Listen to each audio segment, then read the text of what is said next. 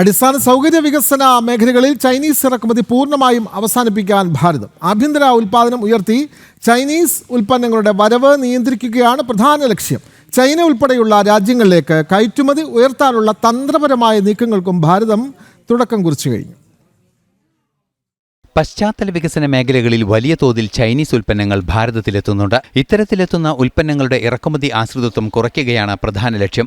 മാത്രമല്ല, ആഭ്യന്തര ഉത്പാദന വർധനവിലൂടെ ഭാരതത്തിലെ ആവശ്യങ്ങൾ സാധ്യമാക്കുകയും ചൈനയിലേക്കുള്ള കയറ്റുമതി ഉയർത്തുകയും ചെയ്യുകയാണ് ലക്ഷ്യം. കയറ്റുമതി ഇറക്കുമതി തുലനം ഭാരതവും ചൈനയും തമ്മിൽ നടപ്പാക്കുന്ന സാഹചര്യമൊരുക്കുകയാണ് തന്ത്രപരമായ നീക്കത്തിലൂടെ ലക്ഷ്യമിടുന്നത്. ഓട്ടോമൊബൈൽ ഘടകങ്ങളും ഇലക്ട്രോണിക്സ് ഘടക ഭാഗങ്ങളും മൊബൈൽ ഫോണുകളും വൻതോതിലാണ് ഭാരതത്തിലേക്ക് ചൈനയിൽ നിന്നും ഇറക്കുമതി ചെയ്യുന്നത്.